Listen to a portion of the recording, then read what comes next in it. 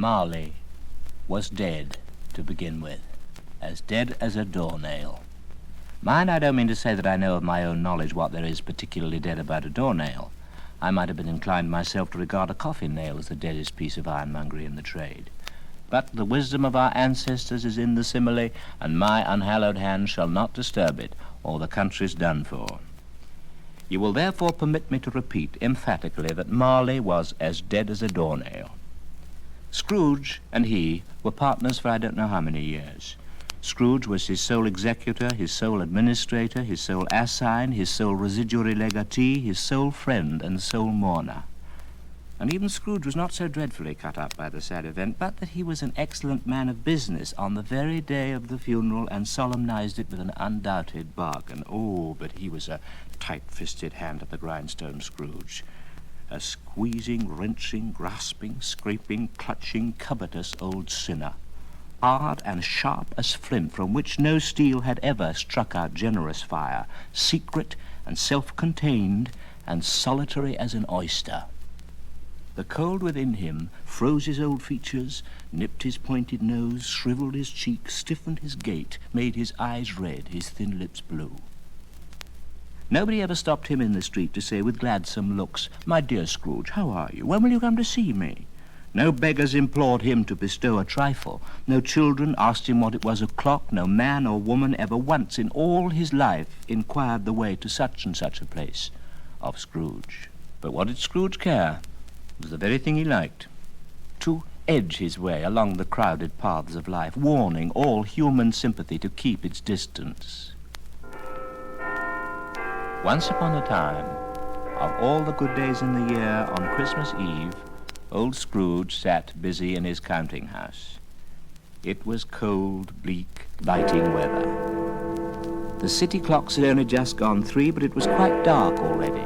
It had not been light all day. The door of Scrooge's counting house was open that he might keep his eyes upon his clerk, who in a dismal little cell beyond, a sort of tank, was copying letters. Scrooge had a very small fire, but the clerk's fire was so very much smaller that it looked like one coal. Merry Christmas, Uncle! God save you! It was the voice of Scrooge's nephew, who came upon him so quickly that this was the first intimation he had of his approach. Merry Christmas! Bah, humbug. Christmas a humbug, Uncle? You don't mean that, I am sure. I do. Merry Christmas. What right have you to be merry? What reason have you to be merry? You're poor enough. Oh, come then, what right have you to be dismal? What reason have you to be morose? You're rich enough. Bah, humbug. Don't be cross, Uncle. What else can I be when I live in such a world of fools as this? Merry Christmas. Out on a Merry Christmas. What's Christmas time to you but a time for paying bills without money?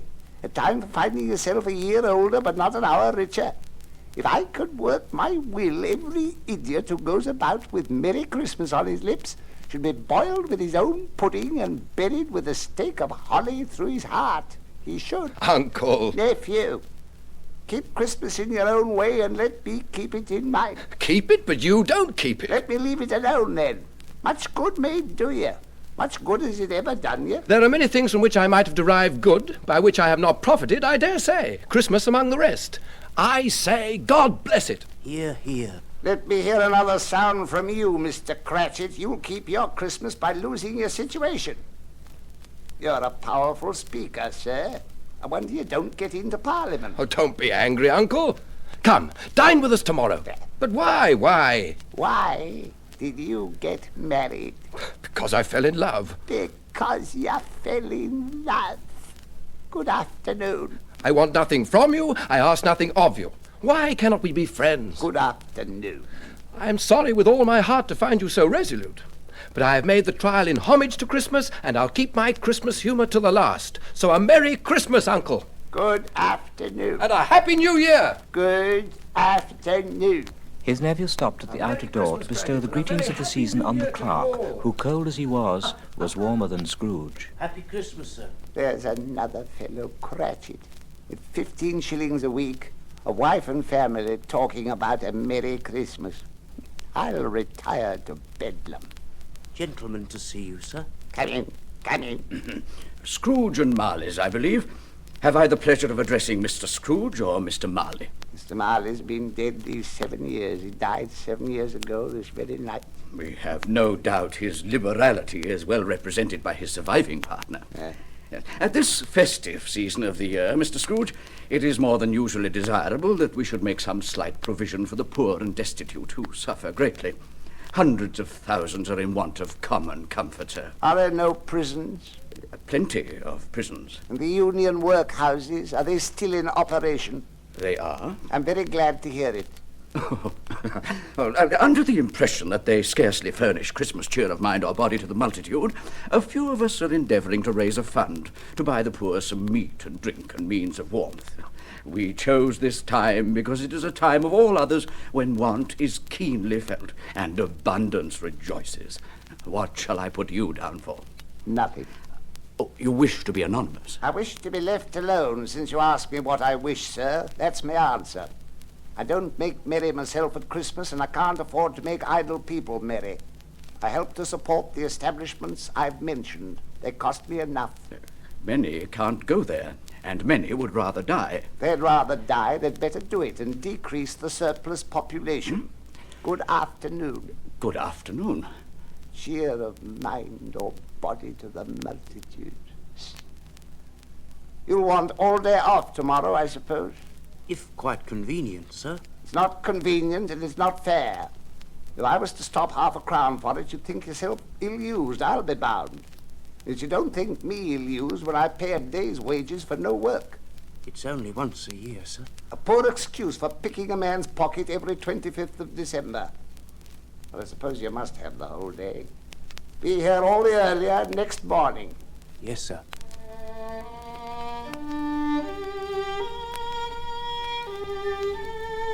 Scrooge took his melancholy dinner in his usual melancholy tavern, and having read all the newspapers and beguiled the rest of the evening with his banker's book, went home to bed. He lived in chambers which had once belonged to his deceased partner. They were a gloomy suite of rooms in a lowering pile of building up a yard, and dreary enough, for nobody lived in it but Scrooge, the other rooms being all let out as offices. The yard was so dark that even Scrooge, who knew its every stone, was fain to grope with his hands. Now, it is a fact that there was nothing at all particular about the knocker on the door, except that it was very large. It is also a fact that Scrooge had as little of what is called fancy about him as any man in the city of London. Then let any man explain to me, if he can, how it happened that Scrooge, having his key in the lock of the door, saw in the knocker, without its undergoing any intermediate process of change, not a knocker, but What? Marley? Marley's face. It was not angry or ferocious, but looked at Scrooge as Marley used to look, with ghostly spectacles turned up on its ghostly forehead. The hair was curiously stirred as if by breath or hot air, and though the eyes were wide open, they were perfectly motionless. Jacob Marley. Scrooge looked fixedly at this phenomenon. It was a knocker again. Humbug. To say that he was not startled, or that his blood was not conscious of the terrible sensation to which it had been a stranger since infancy, would be untrue. But he put his hand on the key he had relinquished, turned it sturdily, walked in, and lighted his candle. Nonsense. He fastened the door, walked across the hall and up the stairs, slowly, too, Nonsense. trimming his candle as he went. Darkness is cheap, and Scrooge liked it. But before he shut his heavy door, he walked through the rooms to see that all was right. Quite satisfied, he put on his dressing gown and slippers and his nightcap and sat before the fire to take his gruel. It was a very low fire indeed, nothing on such a bitter night. The fireplace was an old one, built by some Dutch merchants long ago, and paved all round with quaint Dutch tiles designed to illustrate the scriptures. There were Cain's and Abel's, Pharaoh's daughters, hundreds of figures to attract his thoughts, and yet that face of Marley, 7 years dead, came like the ancient prophet's rod and swallowed up the whole. Humbug. humbug. Nonsense.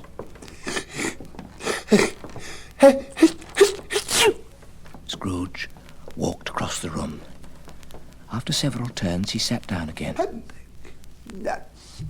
As he threw his head back in the chair, his glance happened to rest upon a bell, a disused bell that hung in the room. It was with great astonishment and with a strange, inexplicable dread that as he looked, he saw the bell begin to swing.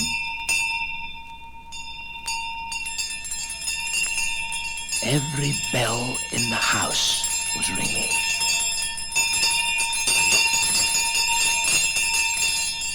The bells ceased as they had begun. Then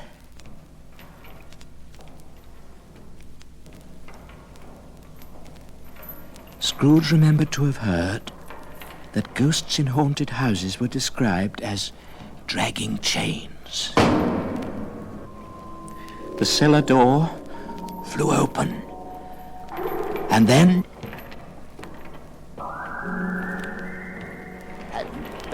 Humbug. It's all humbug. I don't believe it. It's humbug still. I don't believe it. the same face, the very same.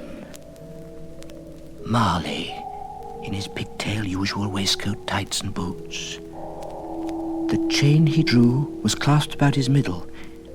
It was long and wound about him like a tail, and it was made, for Scrooge observed it closely, of cash boxes, keys, padlocks, ledgers, deeds, and heavy purses wrought in steel. His body was transparent, so that Scrooge, observing him and looking through his waistcoat, could see the 2 buttons on his coat behind. Ah, now, what do you want with me? Much. Who are you? Ask me who I was. Who were you then? You're particular for a shade? In my life, I was your partner, Jacob Marley. Can you sit down? I can. Do it then. You don't believe me. I don't. Why do you doubt your senses? Because a little thing affects them. A slight disorder of the stomach makes them cheats. You may be an undigested bit of beef, a blot of mustard, a crumb of cheese, a fragment of underdone potato. There's more of gravy than of grave about you, whatever you are. Humbug, I tell you. Humbug!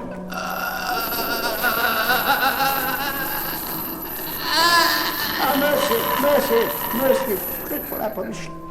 Why do you trouble me? Man of worldly mind, do you believe in me or not? I do, I must. But why do spirits walk the earth, and why do they come to me?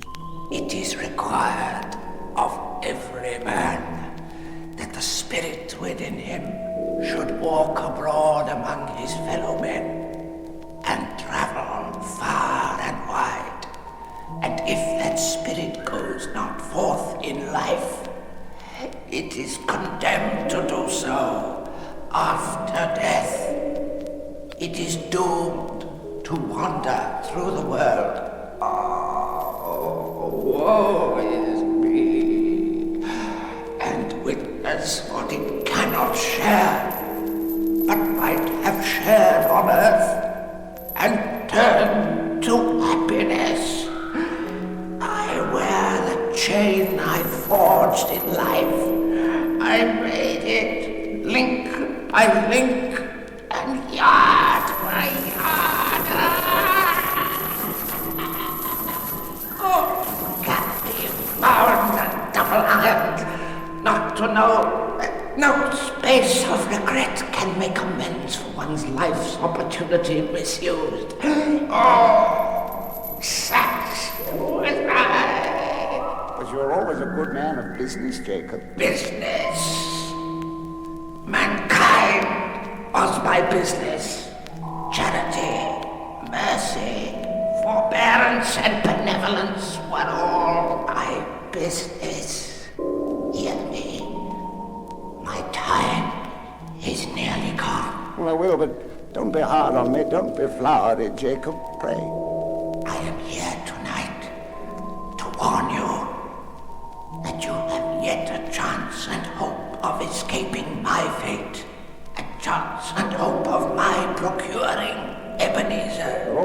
friend to me, thank you. You will be haunted by 3 spirits. I think I'd rather not. Without their visits, you cannot hope to shun the path I tread. Expect the first tomorrow, when the bell tolls 1. Couldn't I take them all at once and have it over, Jacob? Expect the second on the next night at the same hour. The third upon the next night, when the last stroke of 12 has ceased to vibrate. Oh, dear. Oh, Jacob. Look to see me no more. Oh, dear. Jacob. Oh. When it had said these words, the spectre walked backwards from him, and at every step it took, the window raised itself a little, Oh, dear, bless me. so that when the spectre reached it, it was wide open. Scrooge became sensible of confused noises in the air. The spectre, after listening for a moment, joined in the mournful dirge, and floated out upon the black, dark night. Scrooge followed to the window, desperate in his curiosity. He looked out. The air was filled with phantoms, wandering hither and thither in restless haste and moaning as they went. Every one of them wore chains, like Marley's ghost. One old ghost, in a white waistcoat, had a monstrous iron safe attached to its ankle, and cried piteously at being unable to assist a wretched woman with an infant, below upon a doorstep. I know that fellow. But I remember... Yes. But I know him. I know him, too. The misery with them all was clearly that they sought to interfere for good in human matters and had lost the power forever.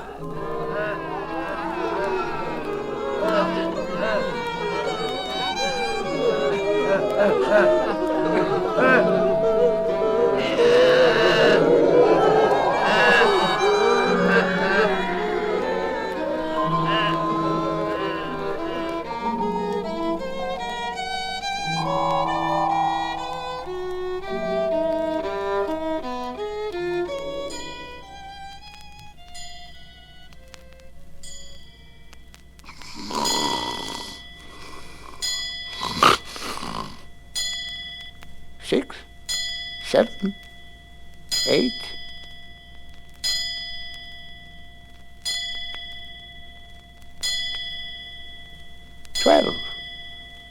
It was past 2 when I went to bed. Why, it isn't possible that I could have slept through a whole day and far into another night. It isn't possible that anything's happened to the sun, and this is 12 at noon. The idea being an alarming one, he scrambled out of bed and groped his way to the window. All that he could make out was that it was still very foggy and extremely cold, and that there was no noise of people running to and fro and making a great stir, as there unquestionably would have been if night had beaten off bright day and taken possession of the world. Scrooge went to bed again, and thought, and thought, and thought it over and over, and could make nothing of it, until he remembered on a sudden that the ghost had warned him of a visitation. When the bell tolled 1, he resolved to stay awake until the hour was past. The hour itself and nothing else. Good gracious. Scrooge, starting up into a half-recumbent attitude, found himself face to face with the unearthly visitor, who drew near, as close to it as I am now to you. And I am standing in the spirit at your elbow. Are you the spirit, sir, whose coming was foretold to me? I am. It was a strange figure, like a child, yet not so like a child as like an old man, diminished to a child's proportions. Who and what are you? I am the ghost of Christmas past. Long past? No, your past. Rise and walk with me.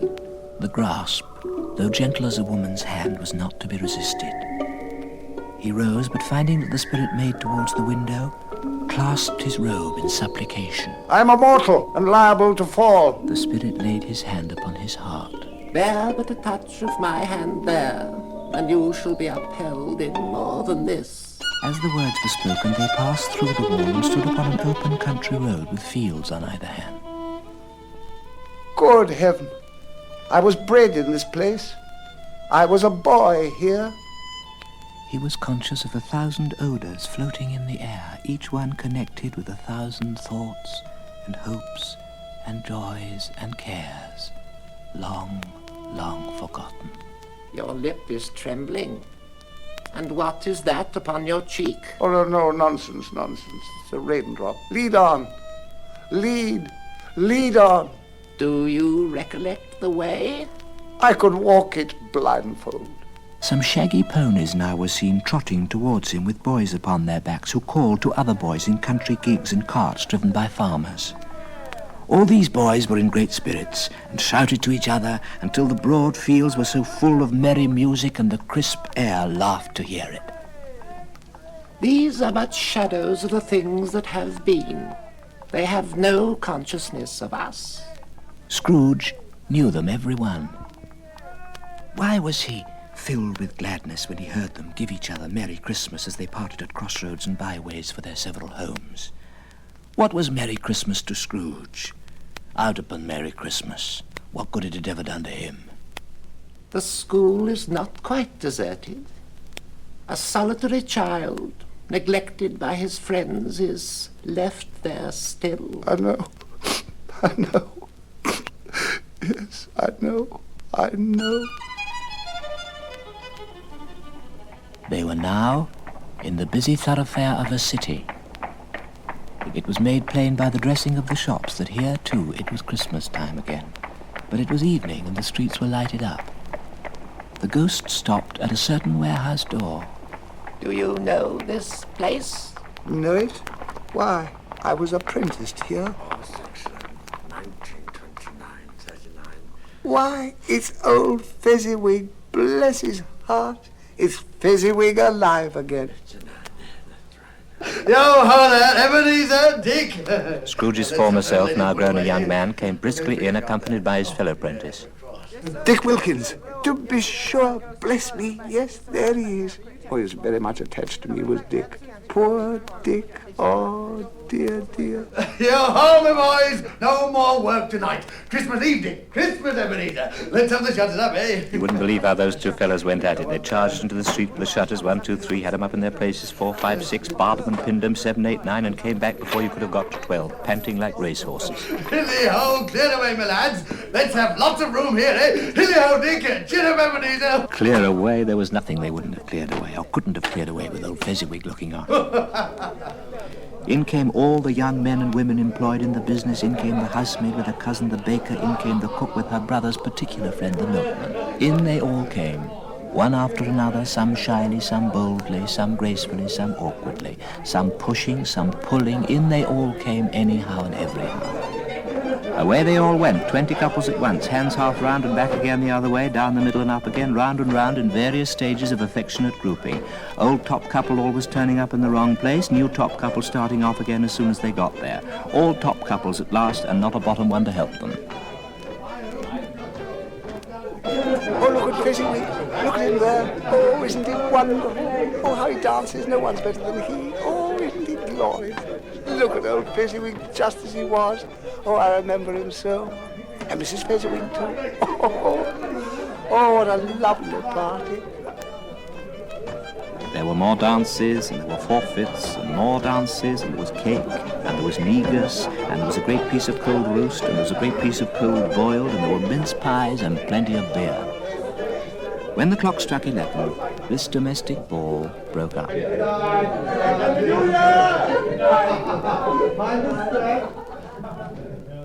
Oh, dear. A small matter to make these silly folk so full of gratitude. Small. He spent but a few pounds of your mortal money. 3 or 4 pounds. Oh, no, it isn't that, Spirit. The happiness is just as great as if it cost a fortune. It's... What's the matter? Nothing particular. Something, I think. No. It's just that I'd like to be able to say a word or two to my clerk just now. That's all. His former self turned down the lamps as he gave utterance to the wish, and again Scrooge saw himself. He was older now, a man in the prime of his life. His face had not the harsh and rigid lines of later years, but it had begun to wear the signs of care and avarice.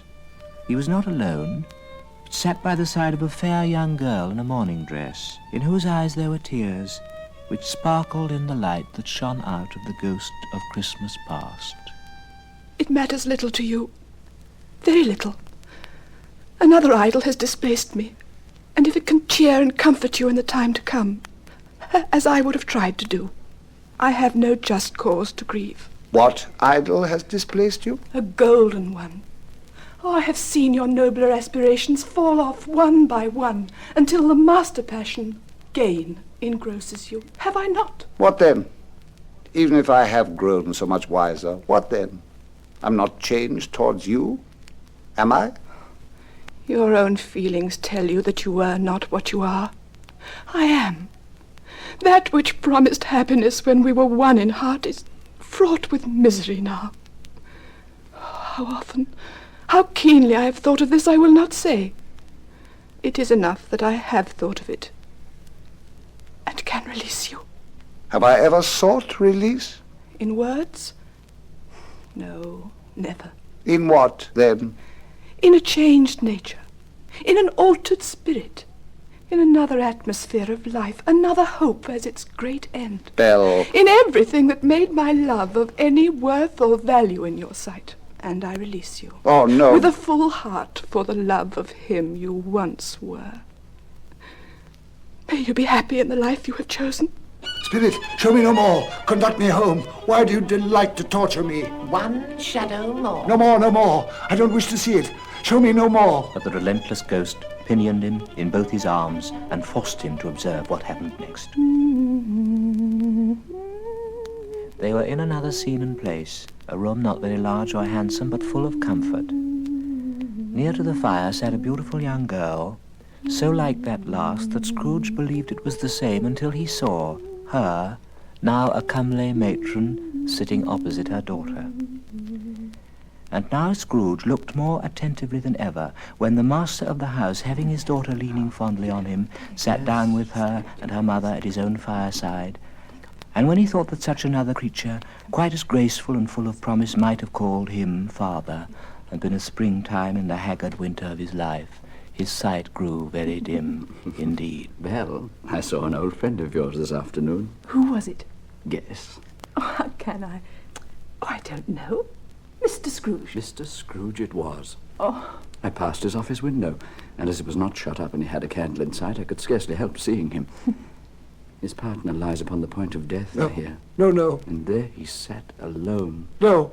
Quite alone in all the world. No, Spirit, remove me from this place. I told you that these were the shadows of things that have been, that they are what they are. Do not blame me. Remove me, I cannot bear it. He turned upon the ghost, and seeing that it looked upon him with a face in which in some strange way there were fragments No. of all the faces it had shown him, No, leave me. wrestled with it. Leave me, take me back. Scrooge pressed down with all his force, Take me back, haunt me no longer. but he couldn't hide the light which streamed from under it. No, haunt me, no.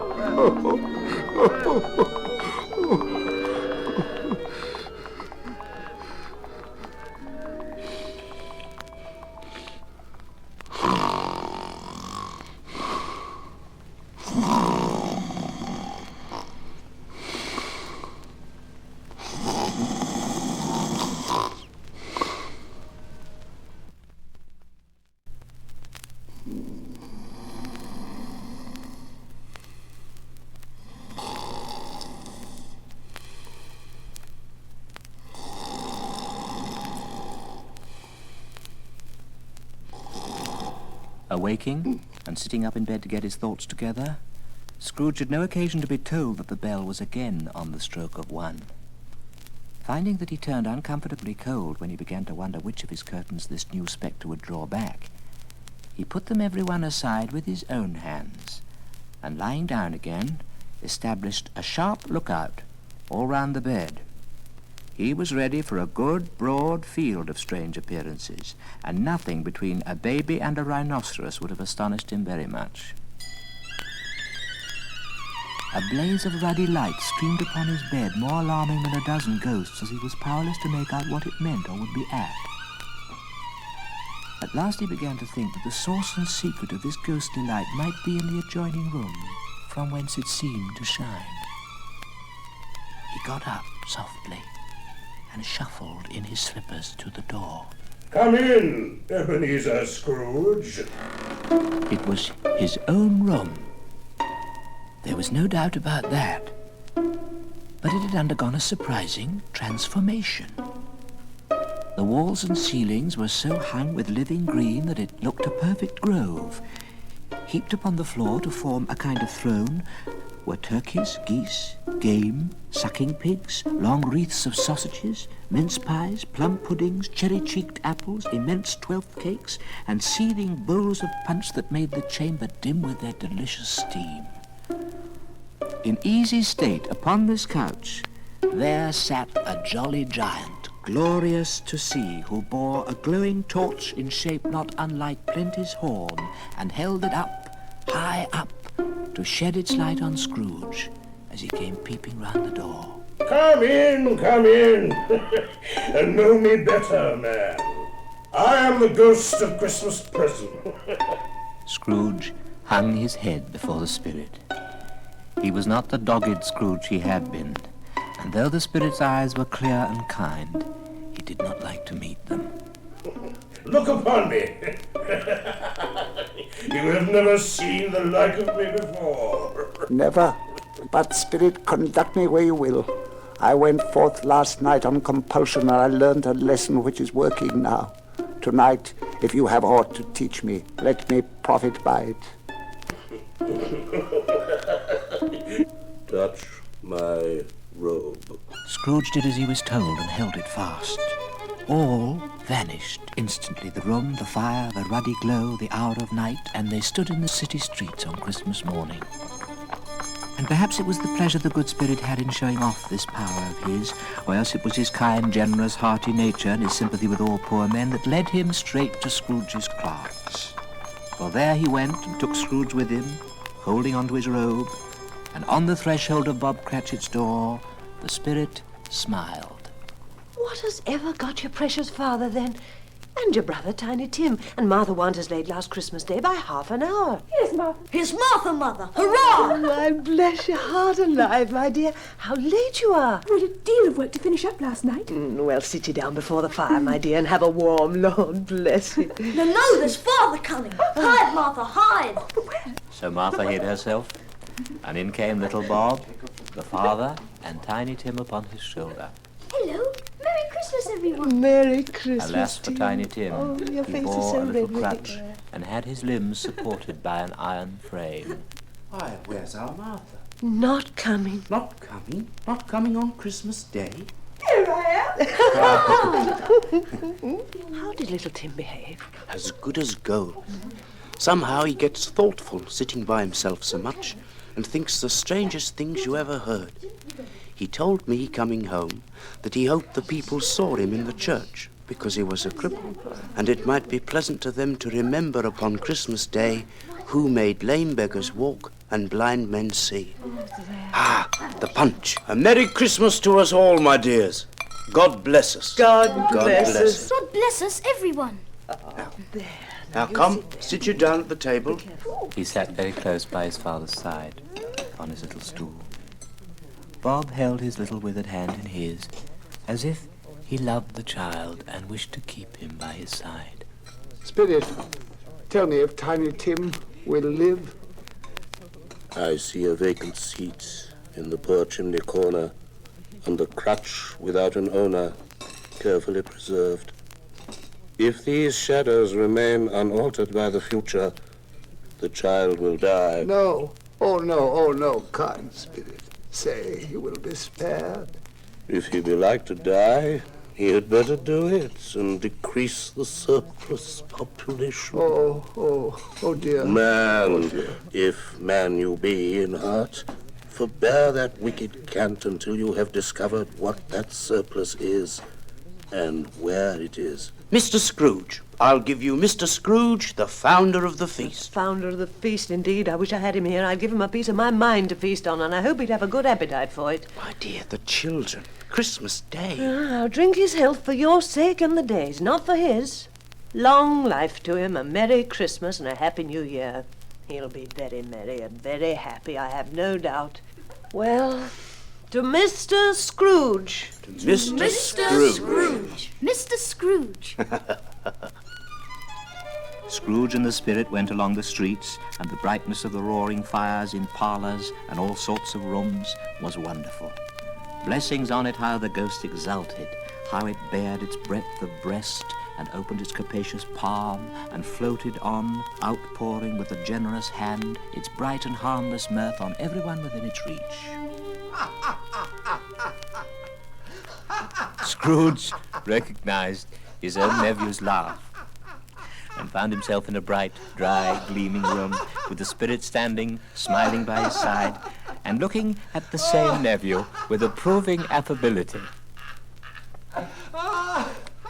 If you should happen by any unlikely chance to know a man more blessed in a laugh than Scrooge's nephew, all I can say is I should like to know him too. Introduce me to him, and I'll cultivate his acquaintance. He said Christmas was a humbug, and as I live, he believed it too. Oh, more shame on him, Fred. He's a comical old fellow, that's the truth, and not so pleasant as he might be. However, his offences carry their own punishment, and I've nothing to say against him. Oh, well, I'm sure he's very rich, Fred. At least you always tell me so. What of that, my dear? His wealth is of no use to him. He doesn't do any good with it. He doesn't make himself comfortable with it. Oh, I have no patience with him. Oh, I have. I'm sorry for him. I couldn't be angry with him if I tried.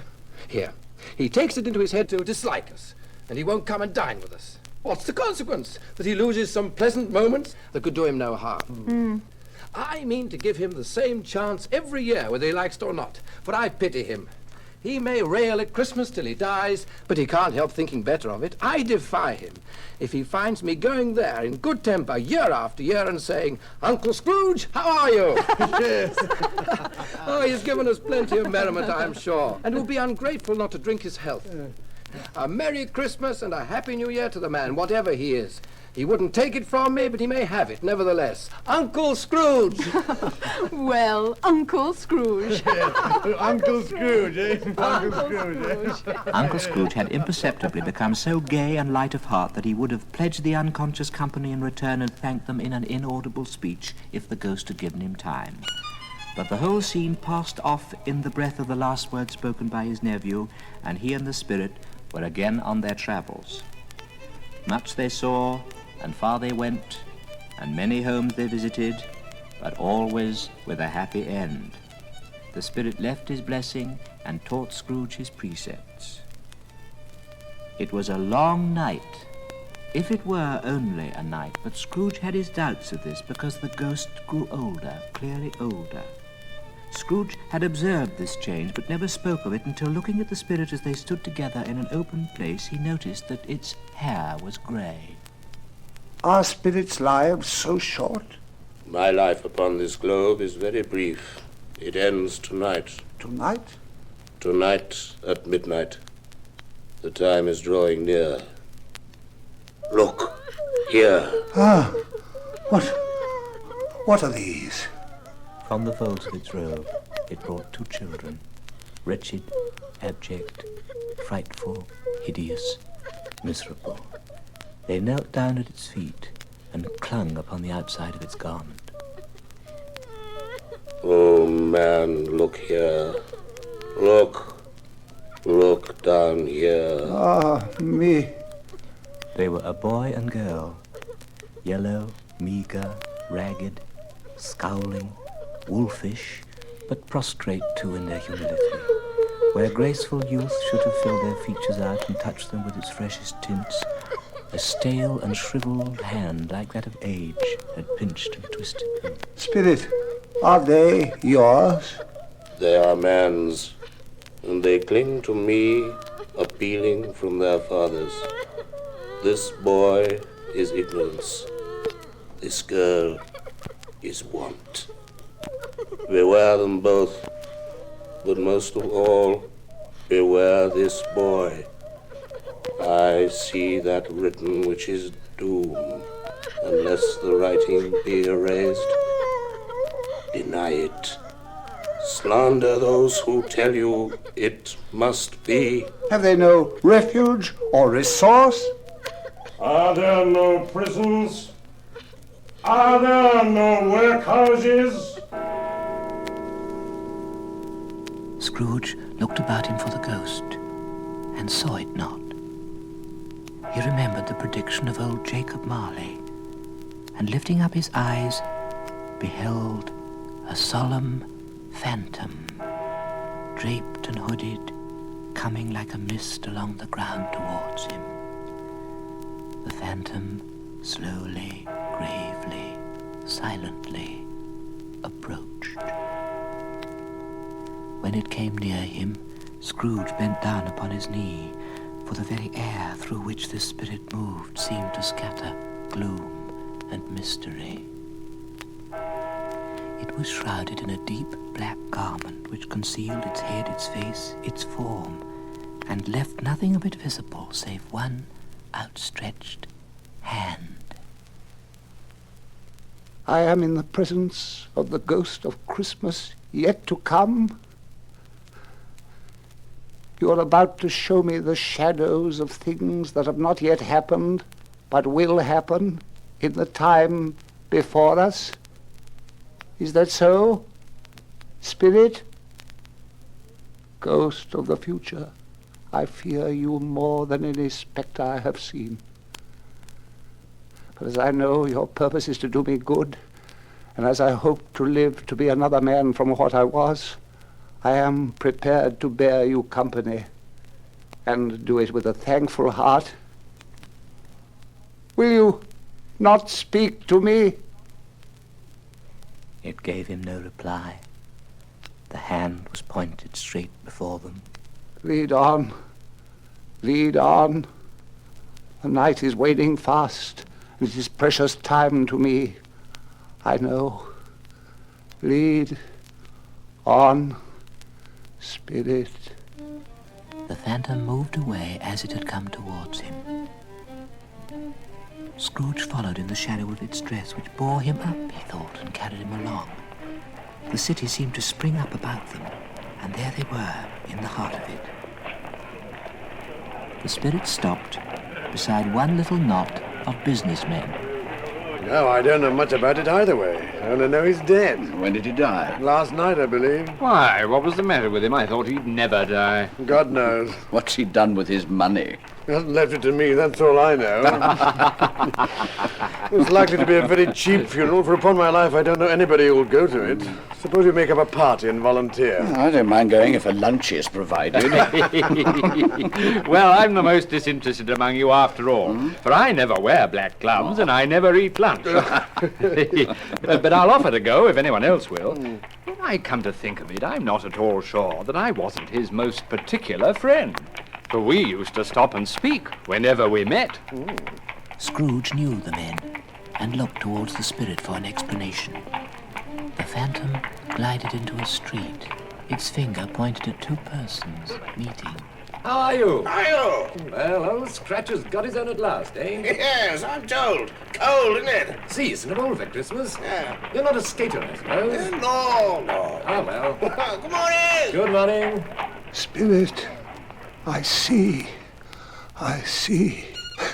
Merciful heaven! What is this? He recoiled in terror, for the scene had changed, and now he almost touched a bed, a bare, uncurtained bed, on which beneath a ragged sheet there lay a something covered up which, though it was dumb, announced itself in awful language. Scrooge glanced towards the phantom.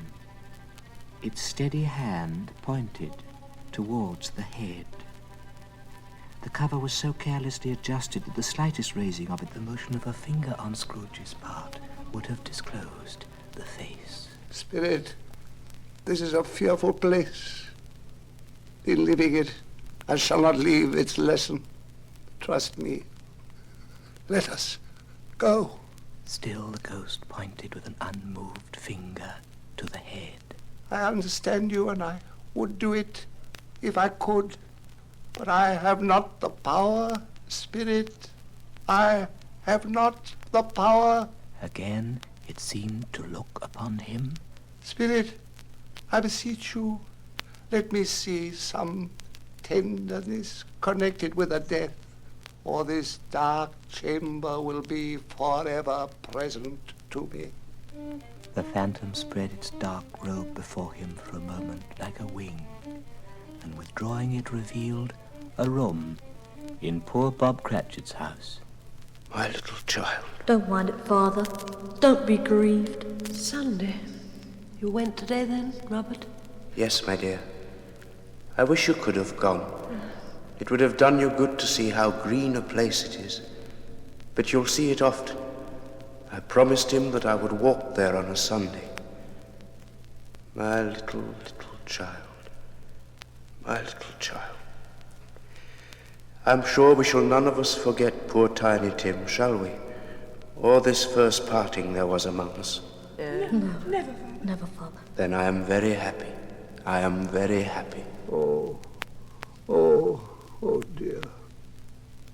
Spectre, something informs me that our parting moment is at hand. I know it, but I know not how.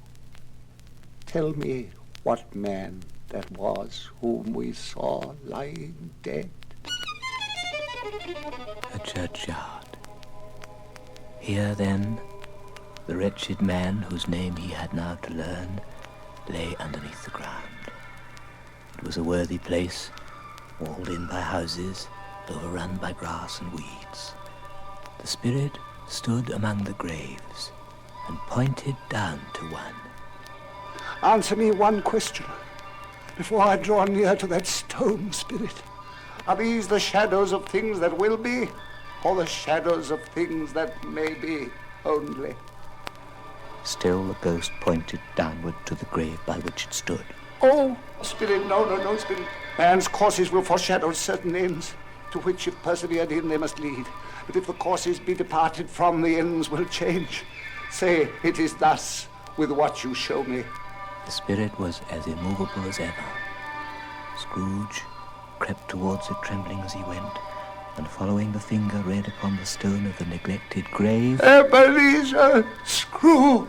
No, Spirit, oh no, Spirit, hear me. I'm not the man I was. I'll not be the man I have been.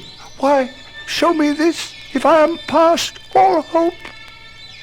Good Spirit, your nature intercedes for me and pities me. I will honor Christmas in my heart. I'll try to keep it all the year. I'll live in the past and the present and the future. Oh, tell me that I may sponge away the writing on this stone. In his agony he caught the spectral hand. No. It sought to free itself, but he was strong in his entreaty and detained it. But the spirit stronger repulsed him. Then, holding up his hands in a last prayer to have his fate reversed, he saw an alteration in the phantom's head and dress. It shrunk, collapsed, and dwindled down into a bedpost. Yes, the bedpost was his own. The bed was his own. The room was his own. I'm at home. Best and happiest of all, the time before him was his own to make amends in. Oh, Jacob Marley, heaven and Christmas, time be praised for this. I say it on my knees, oh Jacob, on my knees. Here, I am here. The shadows of the things that would have been may be dispelled. They will be. I know they will. I don't know what to do. I'm as light as a feather. I'm as happy as an angel, as merry as a schoolboy, as giddy as a drunken man. A merry Christmas to everybody. A happy New Year to all the world. Running to the window, he opened it and put out his hand. Oh, glorious, glorious. I don't know what day of the month it is. I don't know how long I've been among the spirits. I don't know anything. I'm quite a baby. Oh, never mind. I don't care. I'd rather be a baby. Hello. Whoop, whoop. Hello there. What's today? Eh? What's today, my fine fellow? Today? Why, Christmas Day. It's Christmas Day. I haven't missed it. The spirits have done it all in one night. Oh, they can do anything they like. Of course they can. Of course they can. Hello, my fine fellow. Hello? Do you know the poulterers in the next street but one? I should hope I did. Oh, an intelligent boy, a most remarkable boy. Do you know whether they've sold the prize turkey that was hanging up there, the big one? What, the one as big as me? What a delightful boy. It's a pleasure to talk to him. Yes, my buck. It's hanging up there now. Is it? Well, go and buy it and tell him to bring it here, that I may give him directions where to take it. Come back with the man in less than 5 minutes and I'll give you half a crown. All right, sir. I'll send it to Bob Cratchit's. He shan't know who sends it. It's twice the size of Tiny Tim. The chuckle with which he said this, and the chuckle with which he paid for the turkey, and the chuckle with which he paid for the cab, and the chuckle with which he recompensed the boy, were only to be exceeded by the chuckle with which he sat down breathless in his chair again and chuckled till he cried. He dressed himself all in his best, and at last got out into the streets. The people were by this time pouring forth, as he had seen them with the ghost of Christmas present. And walking with his hands behind him, Scrooge regarded every one of them with a delighted smile. Merry Christmas, madam. Merry Christmas. Merry Christmas to you, sir. Merry Christmas. Merry Christmas, my good man. Oh, nice to see you, my dear. May I wish you a Merry Christmas to you, sir. Happy Christmas, my boy. Merry Christmas, Governor. Merry Christmas. Same to you, same to all of you. Merry Christmas to you. Merry Christmas. He went to church and walked about the streets and watched the people hurrying to and fro, and patted children on the head and questioned beggars, and looked down into the kitchens of houses and up to the windows, and found that everything could yield him pleasure. In the afternoon, he turned his steps towards his nephew's house. Fred. Why, bless my soul, who's there? Well, it's I, your Uncle Scrooge. Huh? I've come to dinner. Will you let me in, Fred? Come in, Uncle Scrooge. Oh, look who's here, everyone. Let him in. It's a mercy he didn't shake his arm off. He was at home in 5 minutes. Nothing could be heartier. Wonderful party, wonderful games, wonderful unanimity, wonderful happiness. But he was early at the office next morning. Oh, he was early there. If he could only be there first and catch Bob Cratchit coming late, that was the thing he'd set his heart on. The clock struck 9, no Bob. 1:15, no Bob. He was full 18 minutes and a half behind his time. Hello. What do you mean by coming here at this time of the day? I'm sorry, sir. I am behind my time. You are? Yes, I think you are. Step this way, sir, if you please. It's only once a year, sir. I was making rather merry yesterday, sir. Now, I'll tell you what, my friend, I'm not going to stand this sort of thing any longer. I'm sorry, sir. And therefore, I'm about to raise your salary. Sir? A merrier Christmas, Bob, my good fellow, than I've given you for many a year.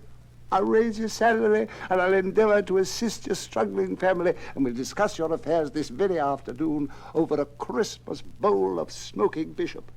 Bob, make up the fires, and bring another scuttleful of coal before you dot another I. Scrooge was better than his word.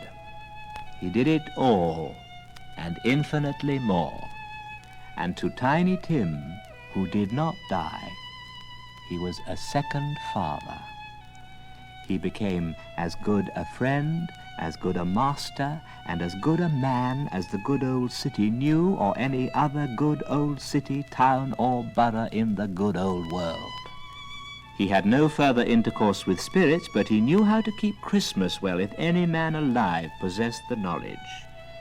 And may that be truly said of us, and all of us. And so, as Tiny Tim observed, God bless us, every one.